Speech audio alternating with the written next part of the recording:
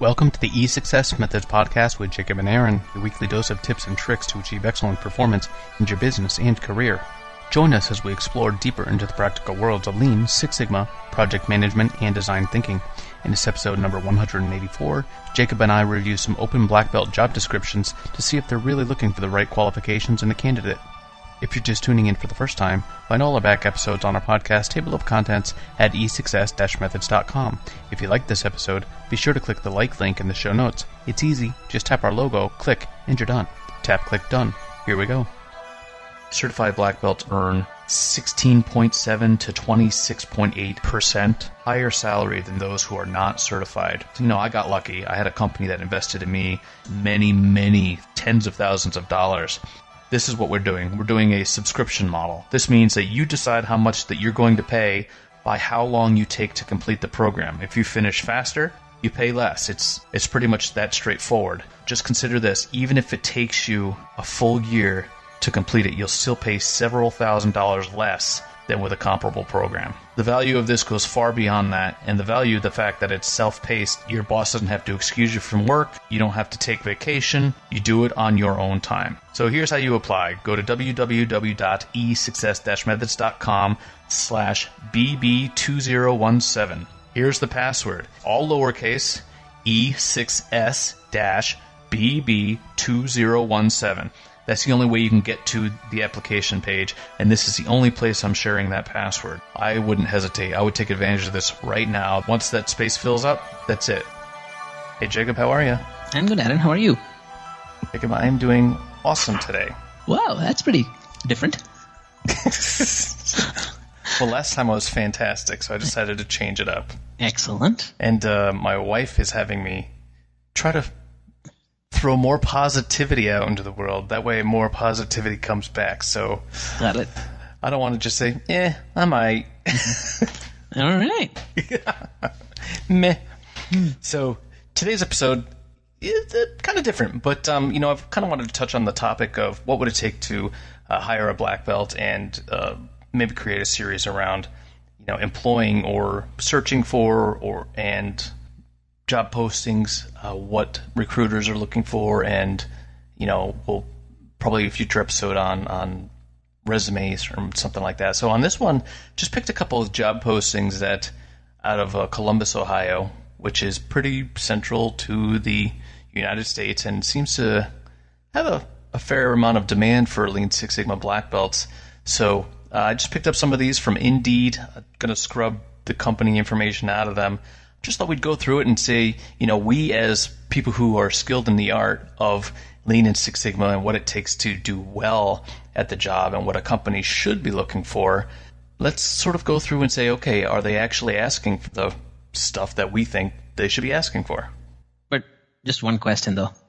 Are you really giving me that much credit that I know what I'm doing? You are skilled in the art. Absolutely. Okay, You've then. written a few of these, I'm sure, right? Yes. Yeah. So. And I've screened a bunch of resumes, said nope. It's pretty easy, as a matter of fact. But let's walk through it. We got the first one is Six Sigma Black Belt, Columbus, Ohio, $110,000 a year. Ooh, good money. Which is really good for a black belt. Mm-hmm. Especially in Columbus, Ohio. I was just going to add that. Depending on where you are, this is definitely a good Yeah, so competitive there package. should be an asterisk next to that because there's most often... It's nice that they put it on there, but almost never is that what you end up getting. So it's kind of like a little bit of faulty advertising. It's clickbait. Call it that. Yes. All right. We have 2 direct hire roles available in Columbus, Ohio for Six Sigma black belts who will lead and implement Lean Six Sigma projects to improve and automate sales processes, opportunity to quote and quote to cash, in alignment with key initiatives across the organization. This role will be part of a highly skilled team of change agents working with all functional areas of the business as well as customers and suppliers. Candidate will develop, execute, and sustain effective front-end process improvements that drive efficient sales process and productivity improvements utilizing Lean Six Sigma methodologies. First impressions.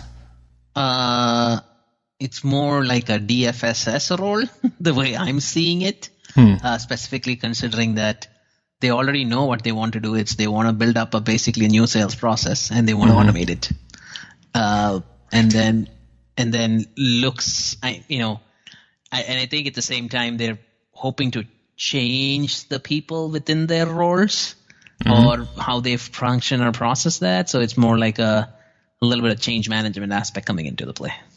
Right. One of my first impressions was, hey, this is kind of neat, applying Lean and Six Sigma to a sales process, which oftentimes has been off limits to a lot of Six Sigma programs. But I guess it depends on the kind of area. But usually in my line of work, we haven't touched on the sales processes themselves. But you're right. They throw in automation, which says, hey, we already know what we want to do. We need 2 people to come in and do it. Do it, exactly.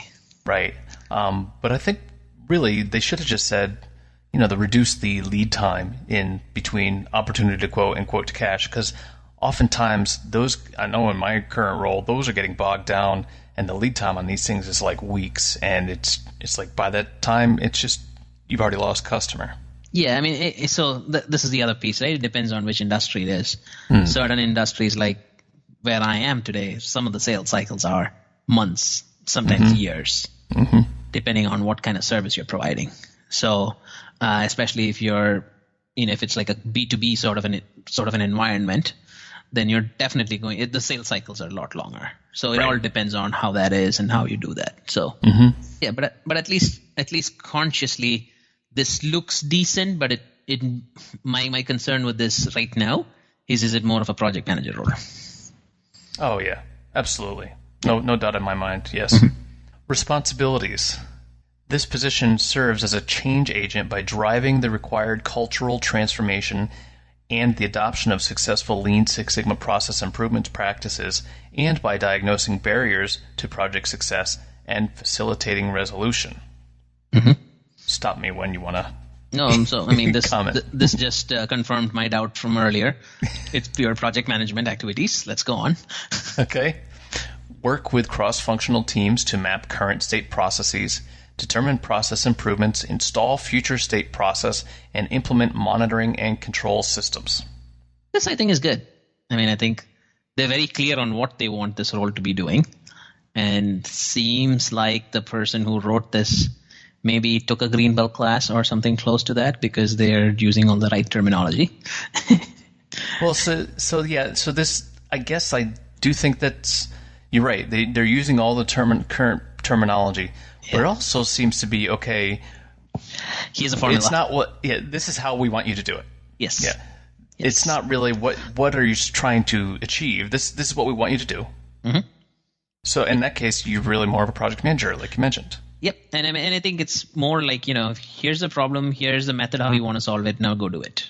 Right. Yes. So that's what it looks like. But, let's keep going. Maybe things will change. Apply Lean and Six Sigma tools and methodology to improve sales process or solve customer problems by reducing cost/waste or improving quality and or capability. Okay. That's fine. Fine with me. That's good. Again, this is where... It's getting kind of redundant, but... Yeah, but this is where it gets tricky for me, especially when I look above. Like, they're already saying automate. What if I don't need to automate? Right. What if I can find ways to do that without that? So, again, many a time, some of these things are, just because I've been through this between the opportunity and quote to cash, I've got a chance to actually work with a sales team, which is fantastic. It's more about, again, hey, we have this new tool called Salesforce or some other CRM tool. We need to figure out how our process will fit in with their workflow. So let's map it out and figure that out. It's classics like, hey, we have to use Salesforce now. How can we change our process so that it doesn't bog us down so much? Exactly. So I'm hoping that's not what this is. But maybe let's read. Yeah. Let's read on. Yeah. Assist in identifying and reducing non-value-added sales activities. Very critical. Love it. The reason why I say that, and especially, again, like I was saying, coming back to my experience, the sales guys in our organization looked at how much time they're actually spending like doing actual sales, and they were like 25%. More than half the time they're basically inputting information, typing up contracts, doing crap that they shouldn't be doing. So the trick there, though, is identifying how they're spending their time, not identifying what's non-value added in the sales process. Because sometimes it's not part of the process, but you have salespeople who are just in a meeting or giving presentations, 80% of the time to internal stakeholders rather than, meeting with customers. Yep. No, totally agreed. Yeah. Develop standard work instructions for each sales operations area. I'm torn between this because I don't think it's the role of the black belt to define the standard work instruction or standard operating procedures. True. I really don't. But yeah, they can definitely influence that and they can definitely guide that, but I don't think it's their responsibility. But they can help facilitate, hey, we need something, you guys decide what it's going to be, to what level. Yeah, and we need some controls when you're doing that, or how will you know about this, or what's your monitor or your alert for that. But I'm really not a fan of the black belt having to do that. Right. Prepare and maintain current and future, both in quotes, state value stream maps, identifying waste and opportunities for improvement. Again, formula. Yeah. Work with IT teams to automate future state processes in CRM, CPQ, and ERP systems to improve the customer experience. I mean, again, if this is a project by itself, fantastic. But it doesn't seem like it's the project. Yeah, so that seems to be the one honest thing in this. It's like, okay, we have we have all the right buzzwords here, but this is the part we really want you to do. Automate, because we have this CRM system. I don't know what CPQ is. Probably quality proposal to quote, maybe customer proposal and quote, and ERP. So first of all, I don't have any idea how this would impact the customer experience, because these are all internal systems that usually bog us down. But I mean, it could drive the impact to the customer, right? Because if the cycle time and the internal processes take forever to get through this, then the experience can block somebody out there. Right. I mean, if there is internal memos or internal things that need to go before you can finalize a rate price, or combination of products that we're going to mix in order to blend and give them the output they're looking at. There could be a whole lot of things that need to be done internally. And if that process takes forever, it could lead to bad customer experience, in my opinion. Oh, for sure. I think it's probably less about the customer experience and more about, hey, customers no longer interested. So it's really, anyway, we'll just leave it at that. But they trying to tie it to customer experience when actually the customer could give two craps less about any of these systems at all. They don't input any information into them. All they are is just waiting on you guys to get your crap done. Yep. All right. Interact with all levels of the organization to drive continuous improvement in client sales and order management processes. Okay. Sure. Interview Salesforce and customers to understand client issues and creatively apply solutions to real-world issues with world-class results. Love it. I was working on, subpar or kind of okay results, but world-class. Since you said world-class, I can't apply for this one. And even the line before, like, creatively apply solutions to real-world issues. Yes. I mean, all issues are, again, that's the whole beauty of doing a process map, right? Because you're understanding what's causing your defects, so your current process is what's causing your defects. Yeah, so, it's just getting a little fluffy, and it doesn't mean anything. Yep. Ability to organize and schedule. All right, so that's interesting, because this is supposed to be a responsibility, but it's really sounding more like a requirement. Ability to organize and schedule people tasks, use goals to guide actions, and create detailed action plans, manage multiple projects. Ooh, here comes a project manager. There it is, yep. Well, a black belt's got to be a project manager too, right? For sure, and look at the next statement too. Support project teams to achieve and sustain improvement benefits. So, again... I guess so. I mean, I'll keep my comments, but the whole point of organizing and scheduling people and tasks, I don't think a black belt can do that. They can definitely leverage the champion or whoever that is to get them in line, but or maybe leverage their influencing skills across the different people to do that. I don't know if they can organize and schedule the people or their tasks. No, obviously not, right? So this sounds like team management, but it would be. So what's interesting is, maybe they would have been better off saying, "Hey, we have a project management role. We would like you to be a Six Sigma black belt." Yes. In this project management role, because we want mostly execution, but it would be good if you knew how to apply some of these tools. Exactly, right? Exactly.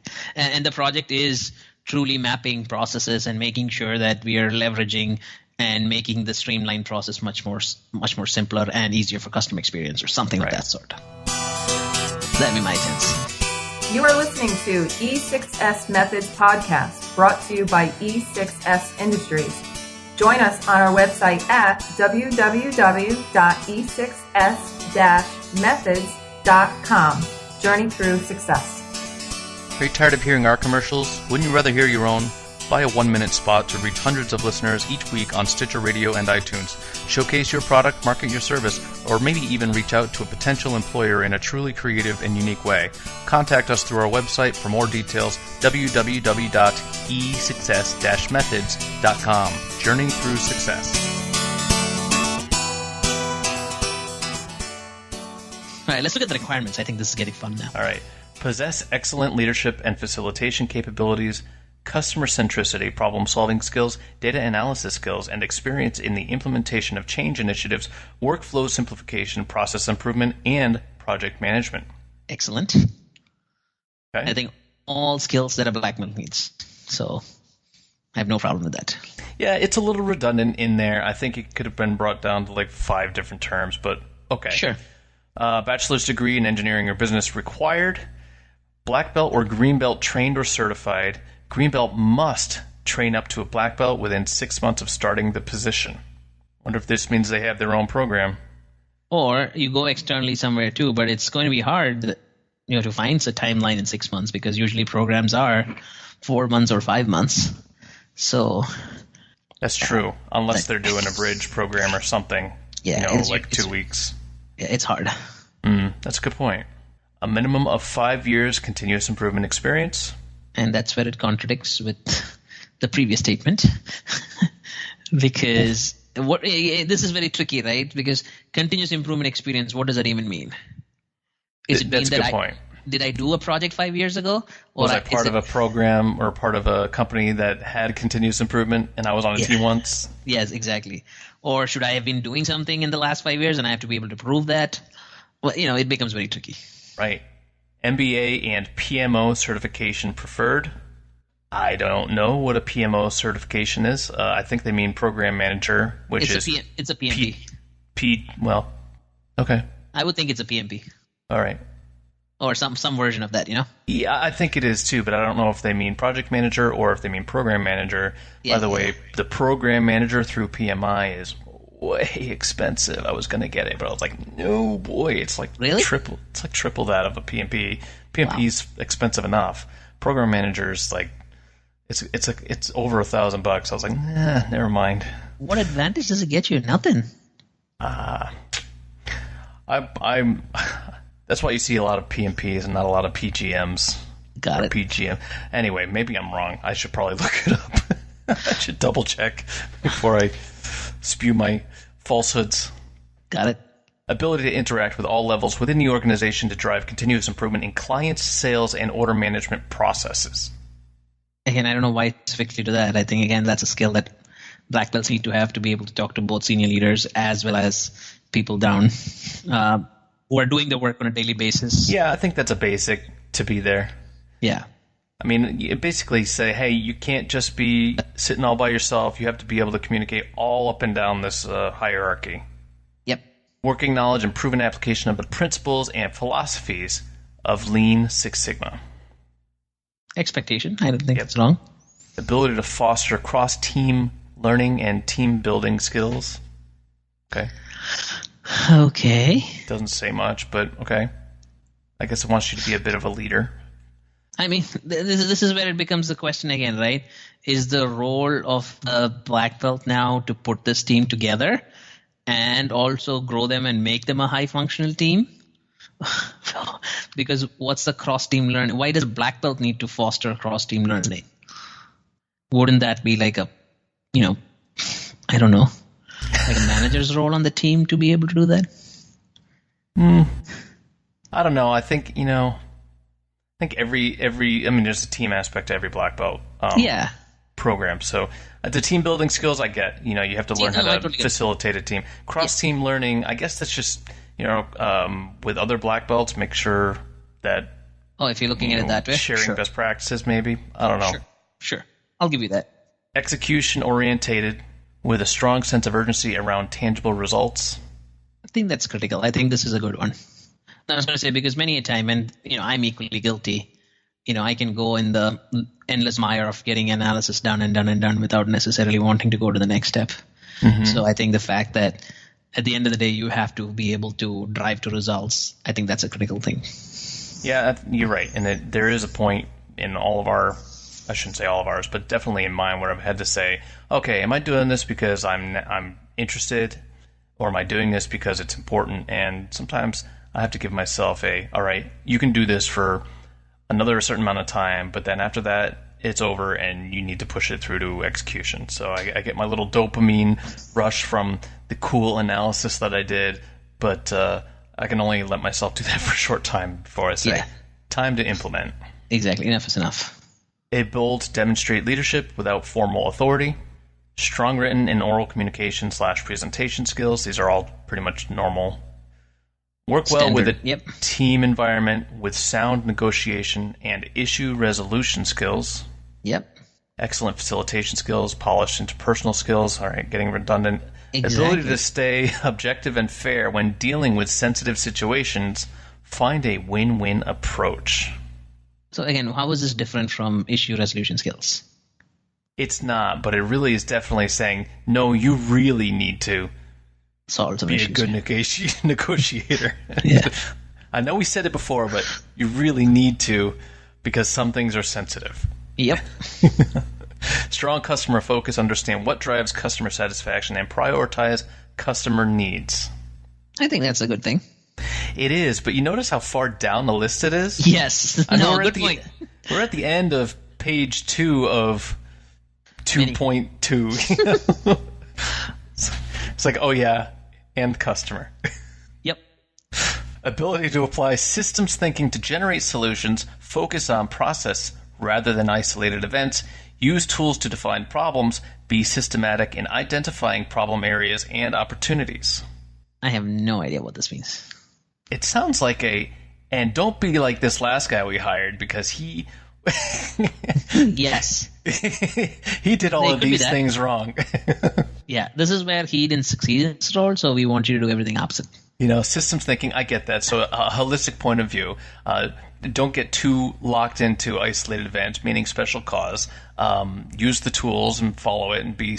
Yeah. So it's basically saying, be objective and maintain some rigor in what you're doing. I guess so. Which you would expect for a black belt, but if you're getting a black belt who doesn't really have the experience, you might not get that. So, true. All right, being open to change, positive or negative, in response to new information. I was thrown off by this positive or negative. Be open to change, positive or negative, in response to new information, different or unexpected circumstances, and or to work in ambiguous situations. Again, I don't know what this means. Well, I don't know what the first part means. I mean, yeah, be flexible, be agile. Saying be agile. No, I mean, be open to any sort of information that comes your way, or be able to handle curveballs. You get something, you pivot, right? I mean, you roll with it. Yeah.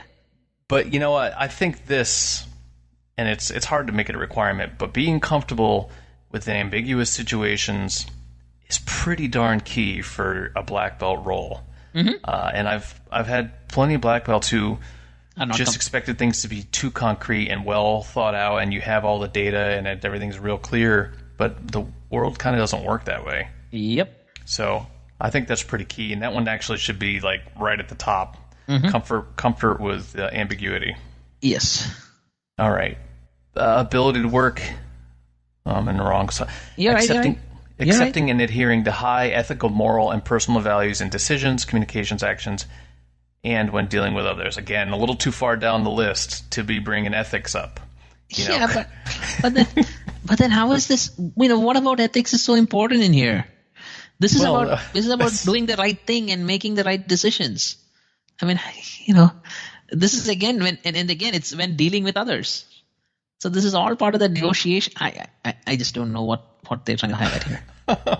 Well, you can negotiate without ethics. I mean, we got plenty of people who do that all the time. But then, I mean, does it have to be called out? Yeah, I mean, I don't know. Isn't that like a minimum requirement for any job? It is a minimum requirement. You shouldn't. It's one of those things that you shouldn't have to say. But we do have employee handbooks, so I guess you kind of have to say it. I don't know if you need to say it here. Like I was going all the way. I was like, man, you had me. But then I was like, you said I had to be ethical and moral. I'm just not sure I can do that. And have personal values when I'm making decisions. What does that mean? You're right. They could have cut this down a couple lines by eliminating that kind of ability to work independently in fast-paced environment with little supervision. Okay. I mean, yes, but so far this doesn't sound like a fast-paced environment. No, but even on top of that, again, this is like, okay, you're a project manager. You're going to work on yourself, so good luck. I mean, okay, that's every project manager. That's every black belt. It's true. Why call it out? Yeah, but somebody, you got to demonstrate that you can work and get things done on your own. I don't know. Okay. I guess ability to execute with little supervision, I guess. I don't know. But you're right. We already called about execution. You should be focused on execute. We already had that point earlier. Right. I want you to be able to execute. I don't want you to be stuck in the weeds, So, yeah. Prior experience using word processing, spreadsheet, statistical analysis, and presentation software. Sure. Well, they are getting... So this is interesting, because they're not prescribing which software. Mm-hmm. So, which means that they're kind of being open to like whether or not you're using Office Suite or G Suite, which my company is now moving on to. And... What suite is it? G Suite. What the hell is that? Oh, Google one. Got it. Yes, the Google stuff. Okay. And then... Or the Adobe Suite. Oh, I didn't realize Adobe had one. I think Adobe has similar stuff, I think. Okay. But I'm surprised they didn't name which statistical analysis tool to use, because they all work pretty differently. You can't come in with Minitab skills and expect it to be jump into Jump or R. They're very different. Or SPSS or something. I don't even know if SPSS exists nowadays. It does. Okay. I think mostly in social sciences, but... Yeah, I think everybody's at R right now, or most of the people I know are at R, especially because it's a free software. Are you using R yourself? I have not, no. Okay. I'm still on Minitab. I haven't learned anything since Minitab, so... Ability to identify root cause of problems and creatively problem solve. Again, I don't know why this has to be called out. Right. Quality focus, attentive to detail, and results-oriented. Repeat. Yes, exactly. Yep. So basically we covered I was just looking at some of my comments here, and I think we beat that one to death. Yeah, I know. I mean, poor guy. Hopefully some guy or girl, hopefully that person's now being a project manager, whoever found this job or took this job. For 110? Yeah, actually, it's a good one. Yep. So, I'd be curious if anybody has seen interesting or either an example of what you thought was a good job description that you've seen out there, or maybe one that maybe is laughable, or any other kind of impressions you may have in going through a Lean Six Sigma sort of job description. If you got one, send us a link. That would be interesting.